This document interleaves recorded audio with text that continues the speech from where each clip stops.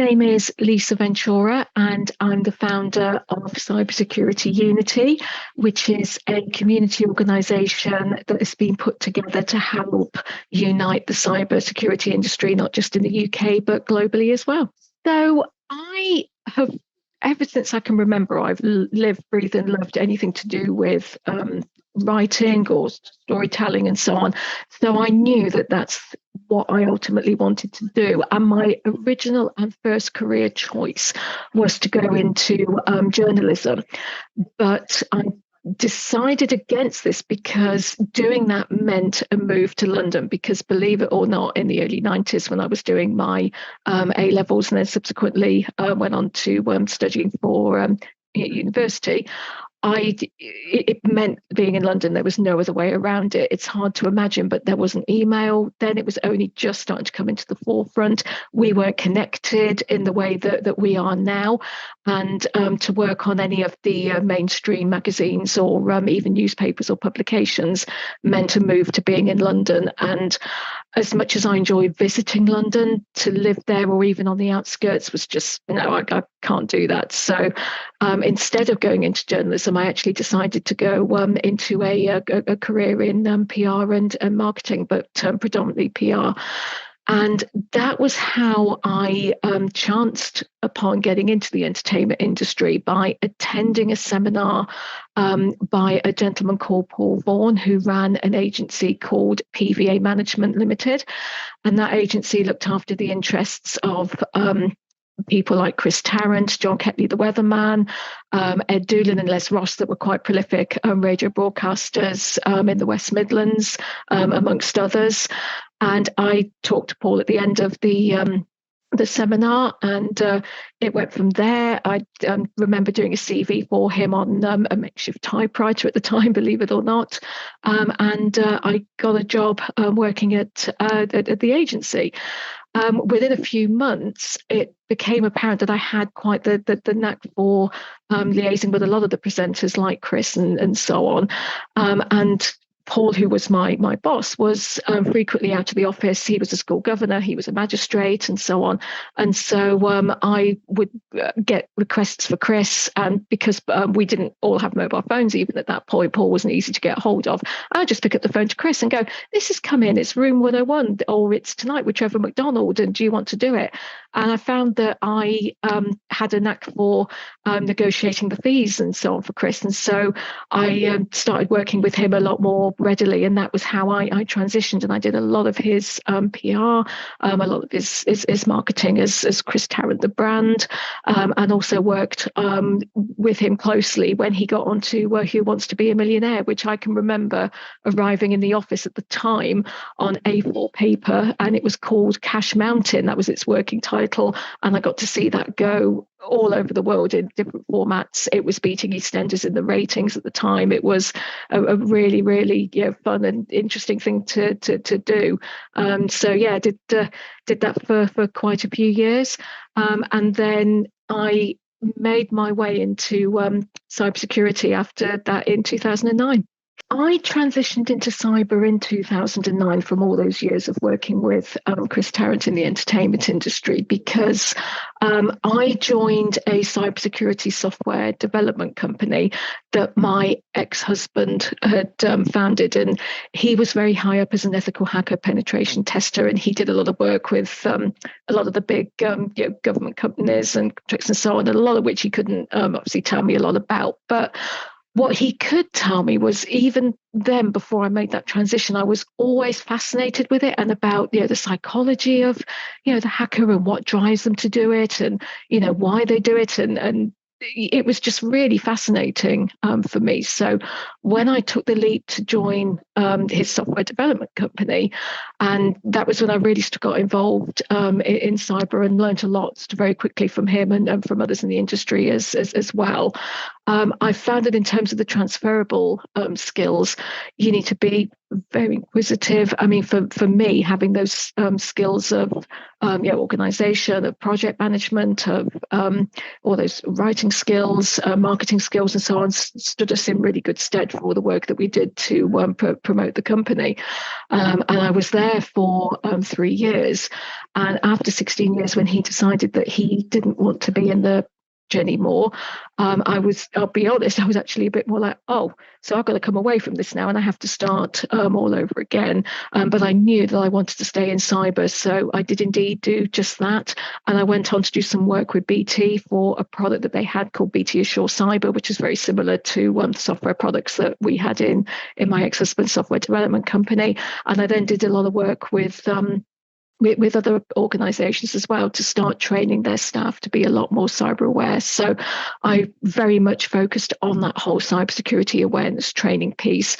And the one thing I really began to hate seeing, and I still hate seeing to this day, is that phrase of your users are the weakest link. It's like, no, they're not. They're your biggest asset to securing your organization. If you educate them and you train them to be able to spot things before they happen, and also not to have that fear of reporting something. So we're all busy. We inadvertently, click on that link by mistake and we think, oh my goodness, I shouldn't have done that. Just to have that thing of not having that fear of reporting it and being able to go, look, put my hands up. I did this. It was a mistake and I was busy, before ransomware or something like that spreads across your system. So that's my specialism, is really being able to, train those the organization staff to be a lot more cyber aware, to think before they click on something. And if there's just something, even if it just looks really legitimate, but they have a gut feeling of this doesn't look right, to just ask or just run it past somebody else and say, what do you think about this? Just having that moment of, I'm not sure, I'm going to just take a step back and just check this before I do anything with it. Well, I spotted a gap a few years ago. I couldn't sort of really see that there was an entity to bring the industry together. And I tried to do that through the traditional trade association model, if you like, with members. And I founded the UK Cybersecurity Association a couple of years ago. But after a while, I got to around about to July, August last year, and I was actually just thinking, this isn't really what I had in mind. I'd seemed to be on call after call after call. I wasn't getting much done in the way of sort of focused work, or really developing a lot of those key projects and things that I wanted to do, particularly with supporting women in cybersecurity, of helping those in cyber with their mental health, and helping those that are neurodiverse into careers in cyber and so on. So I thought, I need a rethink, and I actually decided that I would close the association down, which I did, put it off hold for a bit, and I went off to do some other work. So I did some work with the UK Cybersecurity Council and so on. But I kept coming back in my mind to this idea of this community, of highlighting all the great work. I mean, even the great work that Crest is doing, all the other great work that's going on within the industry, and bringing it together, under one roof, and really trying to unite the industry and saying, look, we've got Crest here that is doing this piece of amazing work in these certifications. We've got the cyber resilience centres doing this amazing work. We've got the clusters doing this amazing work, and having it all under the one roof, to be able to say, this is everything that's going on within cybersecurity in the UK. But also what I plan for it as well is to get everybody together from different organizations and say, look, what are the threats? What's going on? What are the key challenges? How can we as an industry try to make things better? How can we as an industry even try to collaborate better to solve some of those problems? We're not going to do all of it. We're never going to get one step ahead of the hackers. That's never going to happen. But we can try to make a bit of a difference by collaborating more. And that's the vision that I have for Cybersecurity Unity. So I really do feel imposter syndrome, and I always have those things in the back of my mind of, oh my goodness, I shouldn't be here in cyber, I shouldn't be doing this, I shouldn't be speaking up. And it sometimes gets quite sort of prevalent, and there are times that I don't put my head up above the parapet or get involved in events, even doing something like this with you now. prior to a lot of the work I did to try and manage the feelings of imposter syndrome, I would really struggle with. Even now, I can say I've still got some of those feelings in my head. And I started going out and talking to some other people, and I took with a chap called Nat Schooler and a life coach called Kim Adal, and we came up with the concept of Imposter Syndrome Awareness Day, because we recognised that it was quite a prevalent problem, not just within cyber, but within tech and other industries. And that's what led us to found the Awareness Day. And for us, it was really about focusing on those key subjects, if you like, around it, about the people that suffer from it, and opening it up to having those conversations to say that, imposter syndrome is real. It can be debilitating at times, but here are some things that can help. I mean, for me, I think even before this, just having that bit of time before a call or before a meeting or before whatever it is where I think, oh, I shouldn't be here in the industry, I shouldn't be doing this, just having that bit of time to just, to reflect and think, no, I do have a lot to contribute. I can bring a lot to the table, and I do have, a voice in the industry, and just some general things as well that also help with my mental health. Of things like taking that time out. Journaling is really helpful for me as well in managing my imposter syndrome. So writing those feelings down, but also then challenging those feelings, saying, well, I feel like this, but what's the positive side of that? So I can't say that I'll never get over it. And one of the big things that came out of the Awareness Day, both this year and last year, is that it isn't something you ever just get over, or you don't wake up and think, that's it, I'm cured of imposter syndrome, I don't have it anymore. It's more about managing it rather than being sort of cured from it, so to speak. And we're looking forward to the next Awareness Day, which will be on the 13th of April next year. I was having a lot of conversations with other women within the industry, and it became really clear to me that I wasn't the only one that had what I call that non-linear journey into cyber. There were a lot of other people and women out there that had also done the same. They'd come from a very different industry and made that transition into cyber, and it was that I wanted to highlight and give a voice to those women that have made those journeys, but also inspire the next generation to perhaps read some of these accounts and think, goodness, that could be me. I could make that transition. I might not be in the cybersecurity industry now, but I can use my skills, and I do have transferable skills, and I can make that jump into cybersecurity. So that was the idea behind the book. There have been 2 volumes out, and I do plan another volume. So volume 3 hopefully will be out for next year for International Women's Day, and it is there to showcase those really non-linear journeys, those the challenges, the struggles, the successes, and really give a voice to those women. And for example, I had a chef that's made the transition into cybersecurity as one of them. There have been some really interesting things that have come out from that book, and I've had a lot of really good feedback about it. And I would like, it's not been possible this year for a variety of reasons, but I would love to make this a yearly anthology and really give a voice to those women that have made those journeys into cyber from different industries, and also just talk about the challenges and how they did it to inspire others and the next generation to do the same. I myself was diagnosed as autistic in 2018, and so that led me onto a huge sort of learning curve about myself. And when I got that diagnosis, so much made sense.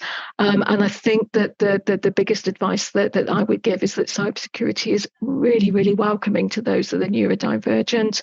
I've had nothing but support from lots of different people in lots of different organizations. And I think the biggest piece of advice I would give is, don't be afraid to ask for what you need. So, I mean, for example, for me, I can't cope very well if I have literally back to back to back to back calls. And so whatever I do, I make sure that I have that bit of downtime in between things, to make sure that I can just sort of decompress and focus on other things, rather than have those back to back calls.